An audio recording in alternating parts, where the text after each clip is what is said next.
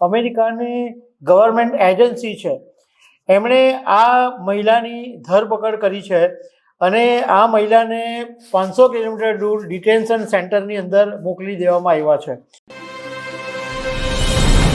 અમેરિકાથી ઇમિગ્રેશનનો એક બહુ જ ચોંકાવનારો કેસ સામે આવ્યો છે.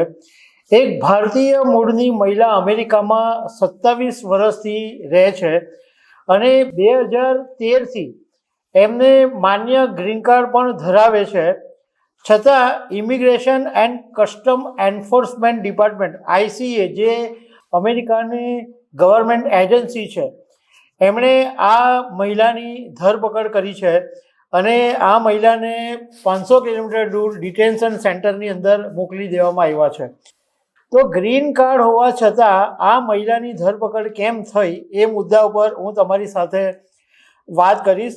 મારું નામ રાજેશ શાહ છે અને તમે જોઈ રહ્યા છો ગુજરાતના સૌથી મોટા ડિજિટલ ન્યૂઝ પ્લેટફોર્મ ખબરછે.com. મૂળ ભારતના વેંકટા નરસામ્બા વસમ શેટ્ટી નામના એક મહિલા છે જે અમેરિકામાં 27 વર્ષથી રહે છે અને 2013થી એમની પાસે માન્ય ગ્રીન કાર્ડ છે.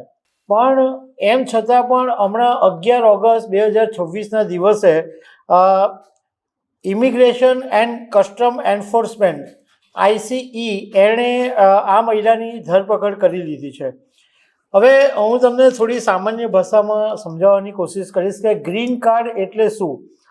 તો ગ્રીન કાર્ડનો મતલબ છે કે અમેરિકામાં તમને કાયમી રહેવા માટેનો અધિકાર મળી જાય.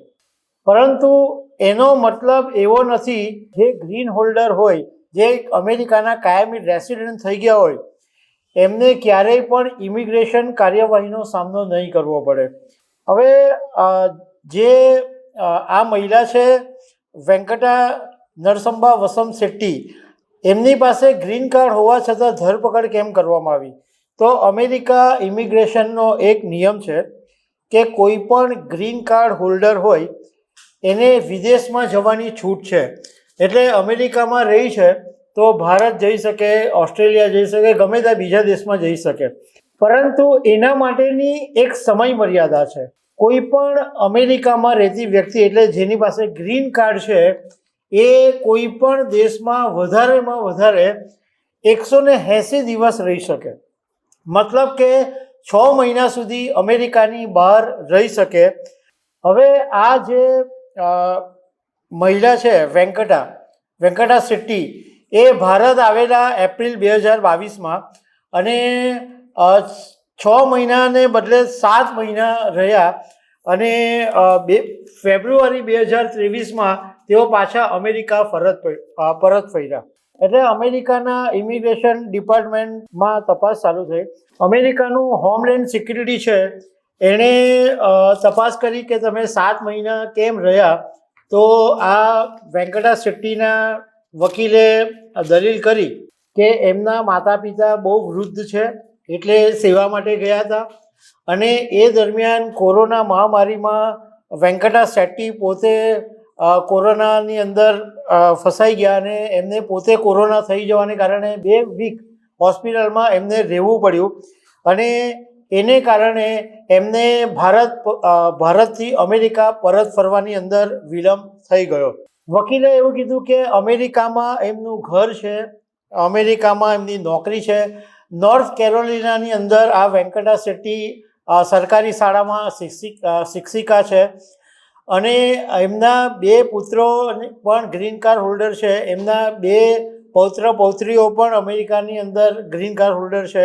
અને વકીલે એમ પણ કીધું કે વેંકટા શેટ્ટી નોર્થ કેરોલિનામાં ઘર ખરીદવાની પ્રક્રિયા પણ કરી રહ્યા હતા. હવે સરકાર અને વસમ શેટ્ટીની વચ્ચે ઇમિગ્રેશનનો જે કેસ હતો એ ચાલતો રહ્યો હતો અને આ વસમ શેટ્ટીએ ઇમિગ્રેશન ડિપાર્ટમેન્ટમાં નિયમિત હાજરી આપવાની જે પ્રક્રિયા હતી એ હાજરીની પ્રક્રિયા એમની ચાલુ જ હતી. આ દરમિયાન 19 મે 2026માં અમેરિકામાંથી એમને બહાર કાઢી નાખવાની જે કાનૂની કાર્યવાહી ચાલી રહી હતી તે કેસ ઇમિગ્રેશન જજે બંધ કરી દીધો.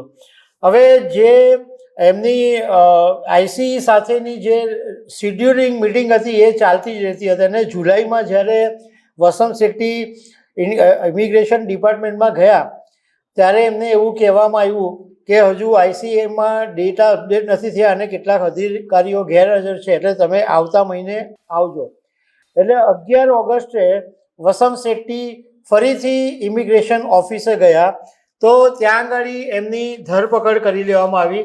એમણે 19 મે 2026નો ઇમિગ્રેશનનો એમની પાસે ઓર્ડર પણ છે, પરંતુ એમ છતાં એમની ધરપકડ કરી લેવામાં આવી અને જોર્જિયાના ઇર્વિન કન્ટ્રી ડિટેન્શન સેન્ટરમાં એમને મોકલી દેવામાં આવ્યા, જે ચાર્લોટથી 500 કિલોમીટર દૂર છે. વકીલોએ ફેડરલ કોર્ટની અંદર અરજી કરી છે અને કોર્ટમાં એવું કીધું છે કે ડિટેન્શનનો કાયદાકીય આધાર શું છે અને સરકાર સ્પષ્ટ કરે અને વેંકટા શેટ્ટીને મુક્ત કરવામાં આવે એવી વકીલે દલીલ કરી છે. વસંત શેટ્ટીની દીકરી છે એક યશસ્વી શેટ્ટી. એ પોતે ટેક્સાસ અને ન્યુયોર્કની અંદર લાયસન્સ પ્રાપ્ત એમ્પ્લોયમેન્ટ બેઝ ઇમિગ્રેશન એટર્ની છે. છતાં પણ અત્યારે વસંત શેટ્ટીને ડિટેન કરી લેવામાં આવ્યા છે. જો કે હજુ એમને અમેરિકામાંથી ભારત મોકલી દેવાનો એટલે ડિપોર્ટ કરી દેવાનો ઓર્ડર કરવામાં નથી આવ્યો. હજુ એમની જે કાનૂની લડત છે એ ચાલુ છે. પરંતુ આ એક જે લોકો ગ્રીન કાર્ડ હોલ્ડરો છે એમને તો મોસ્ટલી ખબર જ હશે, પણ આ વાત જે લોકો નથી જાણતા એમને જાણવા જેવી છે કે અમેરિકાથી 6 મહિનાથી વધારે બહાર રહેશો તો એટલા બધા કડક નિયમો છે કે તમારે અમેરિકા છોડવું પડે. કારણ કે ઇમિગ્રેશન ડિપાર્ટમેન્ટનું કહેવું છે કે તમે 6 મહિનાથી વધારે બહાર રહ્યા છો એનો મતલબ એવો થઈ શકે, એવી શંકા જઈ શકે કે હવે તમને અમેરિકામાં પરમેનન્ટ રેસિડન્ટ તરીકે રહેવામાં રસ નથી રહ્યો અને તમે તમારું ઠેકાણું છે એ બદલીને બીજે રહેવા લાગ્યા છો. તો દર્શક મિત્રો, આવા અનેક અપડેટ સાથે મળતા રહીશું. આભાર.